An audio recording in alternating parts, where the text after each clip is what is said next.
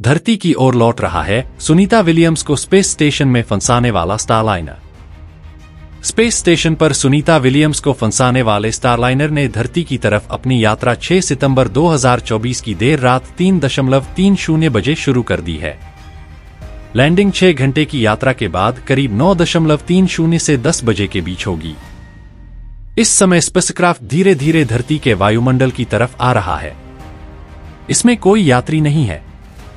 Boeing का विवादित Starliner spacecraft international space station (ISS) के हार्मोनी मॉड्यूल से अलग हो चुका है। वह रास्ते में है, धरती की तरफ लौट रहा है।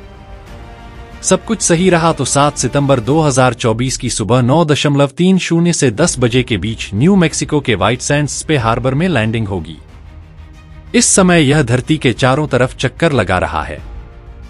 भारतीय समय अनुसार 6 सितंबर की देर रात करीब 3:30 बजे स्पेस स्टेशन से स्टारलाइनर कैप्सूल को अनडॉक किया गया, यानी उसे वहां से अलग किया जाएगा।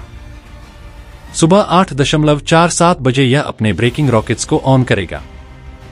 1 मिनट तक रॉकेट ऑन रहेगा।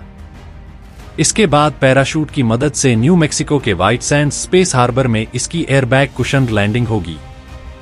लैंडिंग का समय करीब 10 बजे का है। लैंडिंग के बाद क्या होगा? स्टारलाइनर की लैंडिंग के बाद नासा और बोइंग की टीम इसे वापस असेंबली यूनिट में लेकर जाएगी। वहां पर उसकी जांच की जाएगी। ये पता किया जाएगा कि आखिर किस वजह से हीलियम लीक हुआ, किस वजह से प्रोपल्शन सिस्टम में दिक्कत आई, क्यों इस स्पेसक्राफ्ट ने डॉकिंग में सुनीता और बुच को दिक्कत दी थी। नासा ने अक्टूबर 2011 में बोइंग को स्पेसक्राफ्ट बनाने के लिए हरी झंडी दी। स्टारलाइनर बनते बनते 6 साल लग गए। 2017 में बना।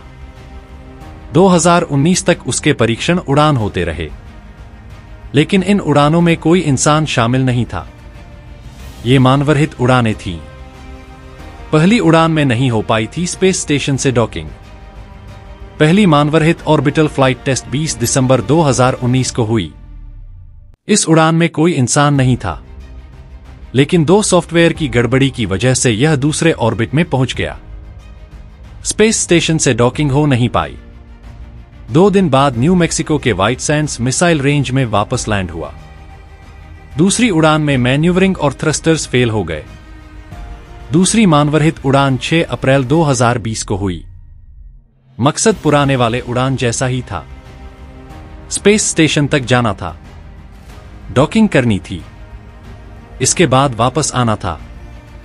लेकिन लॉन्चिंग थोड़ी टालनी पड़ी। अगस्त 2021 में लॉन्चिंग करने की तैयारी हुई, लेकिन फिर स्पेसक्राफ्ट के 13 प्रोपल्शन वाल्व में कुछ कमियां पाई गईं। इसके बाद बोइंग ने पूरे स्पेसक्राफ्ट को फिर से बनाया। मई 2022 में ट्रायल उड़ान की तैयारी की गई। 19 मई 2022 को स्टारलाइनर ने फिर से उड़ान भरी। इस बार उसमें 2 डमी एस्ट्रोनॉट्स बिठाए गए थे, यानी इंसानों जैसे दिखने वाले निर्जीव मॉडल। लेकिन ऑर्बिटल मैन्यूवरिंग और attitude control system thrusters fail हो गए। किसी तरह से 22 मई 2022 को स्टारलाइनर को स्पेस स्टेशन से जोड़ा गया। 25 मई 2022 को स्टारलाइनर स्पेस स्टेशन से वापस धरती पर आया।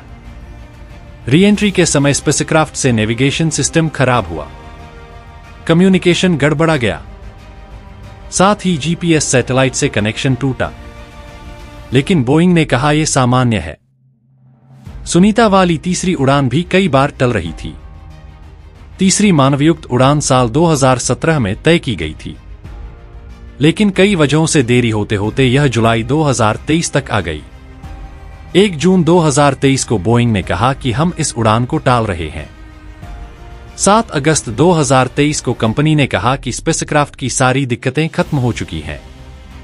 अगली उड़ान 6 मई 2024 को तय की गई, यानी इस साल।